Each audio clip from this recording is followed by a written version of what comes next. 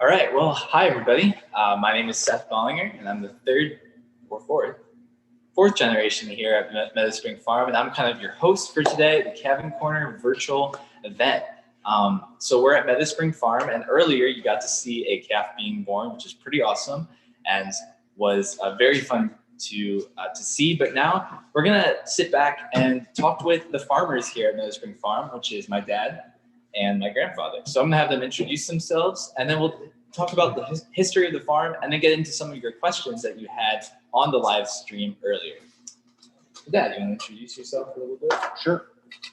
Yes, my name is Andy Bollinger, and I grew up here on this farm and basically raised my family on this farm, and still am raising my family on this farm. So glad to be with you today. Grandpa? Hi, I'm Tom Bollinger, and I would be Andy, be the dad and also the grandpa. I'm Seth here. And I also was raised here on this farm. I probably only lived away from this farm for about 2 years when I was first married. So the rest of my life was always spent right here. So if you got that, there's been 4 generations living on this farm for the past 80 years. So this is definitely a family-owned business, and something that we take pride in. So why don't you, Dad, tell me a little bit about your role on the farm and what you do on a daily basis. Okay. I handle the overall managing of the day-to-day operations on the farm. That involves cows' health and staying on top of all the 900 animals that we have here on the farm. And also I oversee the employees that work for us as well. And I'm in charge of ordering supplies, making sure we have on hand what we need, and kind of just looking ahead at, other things that we have going on. So you're the manager. Kind of the project manager as well. Awesome. Grandpa, what's your role on the farm? My role would probably be mostly doing maintenance and caring for the farm equipment, doing a lot of the field work. Like Andy said, he does a lot of the managing. Then I try to make sure it happens what his guidelines or things that are set up, and it works really well. I'm very happy to let him do the managing and let him tell me what to do, and most of the time that is. It works well. He gives some guidance once in a while. Yeah, well, that was what I was going to ask. Like, what's it like being a generational partnership? What's it like working together? And is it sometimes is it always good? Or is it a little frustrating? How does that go about sometimes? Oh, I'd say 99% of the time it goes good. I would say 99.9. Okay, there you go. That's awesome. I think we have a lot of strengths that complement each other, and including our wives as well. We all have a lot of different unique gifts and talents that really match up well with each other. I would agree. Grandpa, why don't you tell me a little bit about the history of our farm? Okay, my father would have purchased the farm probably in the early 40s, and he farmed here. Was mainly a beef farm. He fattened a lot of steers. We always had maybe 20 cows here on the farm. I can remember having some layer hens, egg production, a couple thousand. This is back in the 60s that I remember that. Wow. Grew a lot of tobacco. And also, like I said, we always had 20 cows, and I think that was always to make sure that myself and my siblings always had to be home, make sure that happened and try to keep us out of trouble. And then how did the farm transition into dairy? Probably in the late 70s, my oldest brother, my only brother, moved to the Midwest to farm, and at that point we started transitioning more to dairy and going away from beef and tobacco. That we don't do that anymore.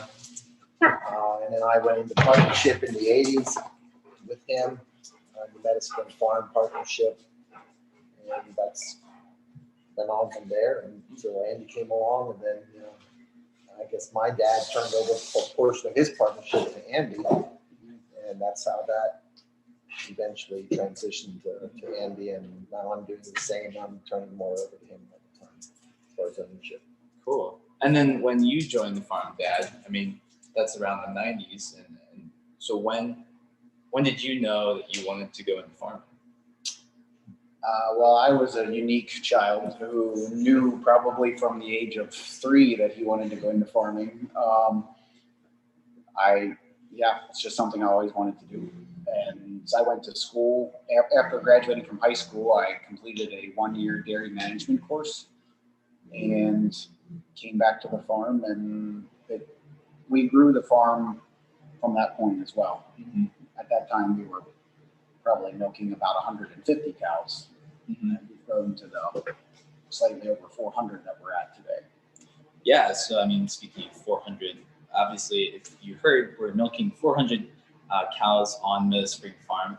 If you could give me maybe just a general overview of kind of like our farm and what we,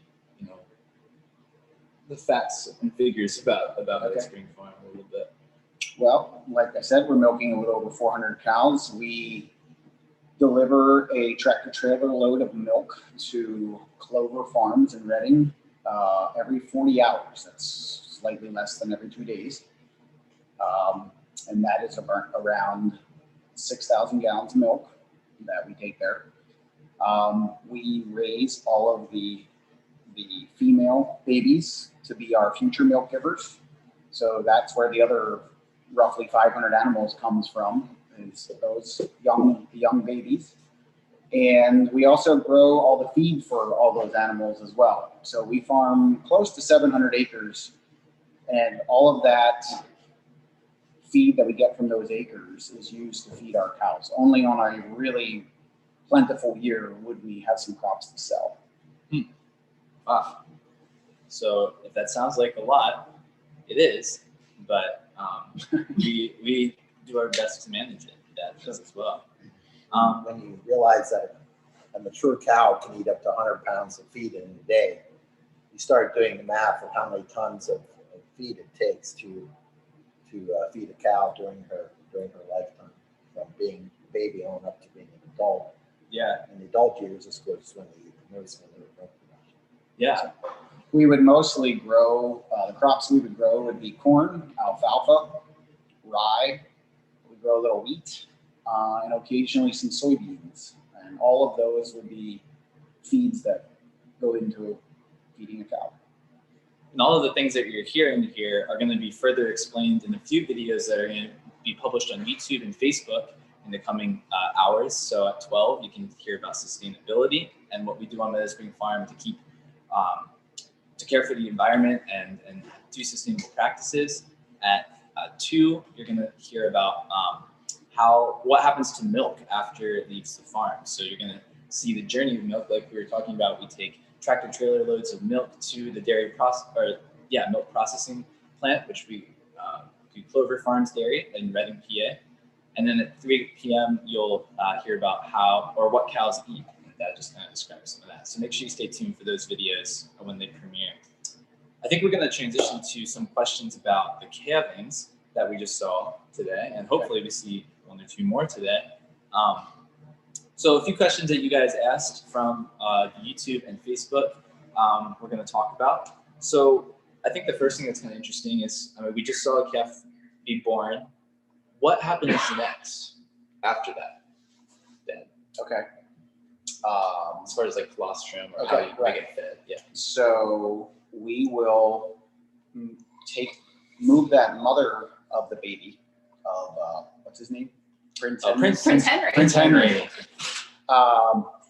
So we're going to move that mother to our milking area, which is like right beside the pen where the baby was born, where Prince Henry was born. And we will collect the milk from her with our milking machine, and it'll be put into a silver bucket pail, which is totally sanitized and cleaned. And then we will pour that milk into a bottle, like a 3-quart, way oversized baby bottle. and that's what we will feed to Prince Henry. For the first milk is called colostrum, which is extremely important that calf gets that milk within its first 3 to 6 hours, or even minutes after it's born. If it'll suck, it just really gives that calf a lot of antibodies to help it be a healthy start. Yeah. We want that mother's first milk to go into that calf. And they'll get colostrum for the next 3 feedings, or 3 milkings that the cow has. Correct. That's what we do here on our farm. Yeah, we try to give that mother's milk to the baby for the rest of the day today and all day tomorrow. Mm-hmm. And that's just enough to stimulate her immune system and help her to get all the nutrients she needs to start life off right. Correct. How often do our cows give birth? You mean how many do we have in a day, or Like an average cow? an average cow? Probably about in her lifetime on our farm, probably around 4. We'll give birth to four calves. Okay. That's the average. That's the average. And that would be so. And they would give birth once a year. About once a year. Every 12 to 13 months is about how often a cow wants to give birth to a new baby. And then I guess kind of the other question, like how many calves on average do we have born in a day on the spring farm? I usually tell people 1.5. So Not that obviously we you can't have a half Yeah. calf. But if you do the math, that's Normally every month it's between 45 and 50 calves. Right. Each Right. Correct. Yeah, so definitely 1 a day if you average it. Unless you have 4 in a day and then no the rest. Past Sunday morning, we had 4 born, which on a Sunday morning when we're all trying to want to go to church or do some other things, we had 4 calves being born. So you never know. It's the unpredictability of farming. That's for sure. Another question was about bulls. Prince Henry is a male, and so what do we do on the spring farm with the bulls that are born? We sell most of our bulls to a couple other local farmers who focus on raising them for beef. They are not dairy farmers; they're beef farmers, or they grow crops just to feed to them to raise for beef. So that's where he will go. And I guess that calls into question. I mean, why do we keep the females? Because they're the ones that'll give milk. Exactly. Remember that. Females are the ones that give milk, not males. When a cow is giving birth, do they normally stand up like 580 was out there, or do they lay down normally during birth? Normally they would lay down. We had 580 was just moved into that pen probably an hour before she was ready to give birth. Ideally, I should have had her there a couple hours before that. I think she was just still getting accustomed to her surroundings. Mm-hmm. So that's why she was standing up so much. Cows want to feel comfortable. Right, She's not used to having a light on the camera on her either. Yeah. So Yeah. She was the star of the show. she did well. She did well though. I think one last question about calving. What is the average size and weight of a newborn calf? I'd say an average calf is around 90 pounds. Yeah. So It's pretty big. It is. So, and as you guys saw, calves can normally stand or try to stand in the next half an hour after they've been born, pretty much. Yeah. Correct. So it's a miracle of birth and a miracle of life. Well, I'm sure all the mothers out there are very glad that their children their babies don't stand up in a half an hour after they're born. Yeah. It works a lot better for God cows. knew what he was doing when he created humans and animals. Definitely have our distinct qualities. Well, thank you for joining this Q&A live stream with my dad and my grandpa. And you're going to hear a lot more about Meadow Spring Farm throughout the day. And we're going to be doing another Q&A live stream at 5 p.m. And we're going to have our veterinarian here, and she will be answering some more questions. So if you have even more questions pertaining to birthing or cow health or other areas, feel free to put them on Facebook or during other live streams that we do. So thank you so much for joining, and we'll catch you in the next live stream.